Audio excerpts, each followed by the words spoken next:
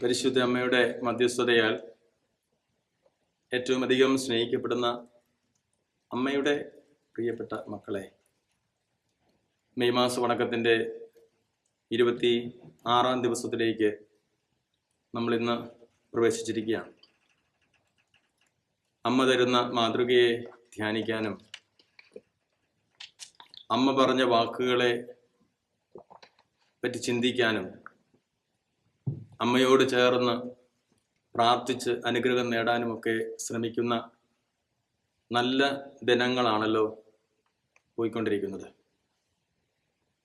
വിശുദ്ധ ലൂക്കായുടെ സുവിശേഷം 2-ാം അധ്യായം 19-ാം വാക്യവും 51-ാം വാക്യവും ധ്യാനവാക്യമായി നമുക്കെടുക്കാം.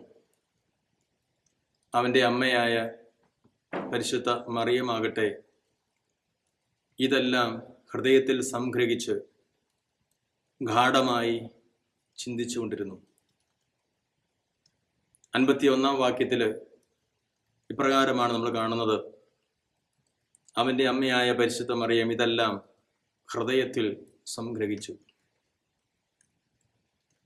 ഈ 2 വാക്യങ്ങളെ എടുത്തു വെച്ച് ധ്യാനിച്ചുകൊണ്ട് എപ്രകാരമാണ് ജീവിതത്തിലെ പോരായ്മകളോടും ജീവിതത്തിലെ ചില സംഭവങ്ങളോടും യാഥാർത്ഥ്യങ്ങളോടും നാം പ്രതികരിക്കേണ്ടത് എന്ന് പരിശുദ്ധ അമ്മ നമ്മളെ പഠിപ്പിക്കുകയാണ്.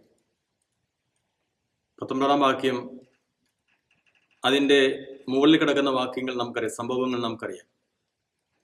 ബേത്ലഹേമിലെ കാലിത്തൊഴുത്തിലെ ദിവ്യശിശുവിൻ്റെ ജനനവും തുടർന്ന് ആട്ടിടയന്മാരുടെ അഭിവാദന സ്വരങ്ങളും മാലാഹമാരുടെ സന്തോഷ പ്രകടനങ്ങളുമൊക്കെ കാണുന്ന പരിശുദ്ധ മറിയം ഇതെല്ലാം ഹൃദയത്തിൽ സംഗ്രഹിച്ച് ഗാഢമായി ചിന്തിച്ചുകൊണ്ടിരിക്കുന്നു. 51-ാം വാക്യത്തിലേക്ക് വരുമ്പോൾ, നിന്റെ ഹൃദയത്തിലൂടെ ഒരു വാൾ തുളച്ചു കയറും എന്നുള്ള ശിമയോന്റെ വചനം കേൾക്കുന്ന പരിശുദ്ധ മറിയം അത് ഹൃദയത്തിൽ സംഗ്രഹിച്ചു പ്രാർത്ഥിച്ചുകൊണ്ടിരുന്നു എന്നാണ് പറയുന്നത്. പ്രിയമുള്ളവരെ, ജീവിതത്തിൽ എന്ത് സംഭവിച്ചാലും അതിന് ദൈവത്തിൻ്റെ ഒരു പ്ലാൻ ഉണ്ടെന്നോ ഒരു പദ്ധതി ഉണ്ടെന്നും അതിൽ ദൈവത്തിൻ്റെ വിചാരം, ഹൃദയവിചാരം അടങ്ങിയിട്ടുണ്ടെന്നും അതിനോട് മനുഷ്യൻ എന്ന നിലയിൽ ഞാൻ സഹകരിക്കണമെന്നും സഹകരിച്ചാൽ മാത്രം മതിയെന്നും പരിശുദ്ധ അമ്മ ഇന്ന് നമ്മെ പഠിപ്പിക്കുക. ബേത്ലഹേമിലെ ദിവ്യജനനം, അതിന് മുമ്പ് നടന്ന തേടി നടക്കലുകളും തിരസ്കരണങ്ങളും ഒക്കെ നമ്മുടെ മുമ്പിൽ ഉണ്ട്.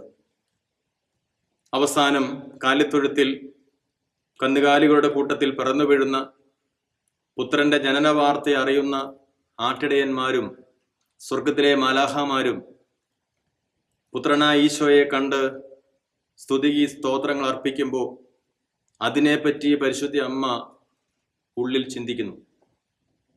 വീണ്ടും ശിമയോൻ പറയുകയാണ്, നിന്റെ ഉള്ളിലൂടെ ഒരു വാൾ കടന്നു പോകുമെന്ന് പറയുമ്പോഴും അതും ഹൃദയത്തിലേക്ക് പരിശുദ്ധ അമ്മ കൊണ്ടുവന്ന് സംഗ്രഹിക്കുകയാണ്.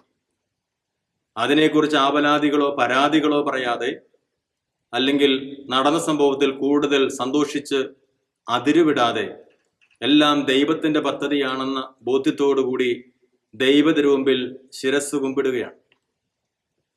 പരിശുദ്ധ അമ്മ അത് വലിയൊരു മാതൃക തന്നെയാണ്. പരിശുദ്ധ അമ്മ, കാരണം ഇതാ കർത്താവിന്റെ ദാസി, നിന്റെ വാക്കിൽ നിറവേറട്ടെ എന്ന് പറഞ്ഞ നിമിഷം മുതൽ പിന്നീട് അമ്മ മറുത്തു ഒരു മറുപടിയും പറയുന്നില്ലല്ലോ ഒരിടത്തും.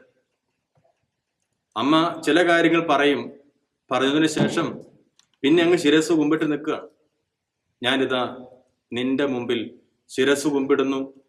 എന്നിൽ എന്ത് സംഭവിച്ചാലും, ഇനി എൻ്റെ ഹൃദയത്തിൽ വാൾ കടന്നുപോയാലും ഒക്കെ അത് നിന്റെ പദ്ധതി അനുസരിച്ച്.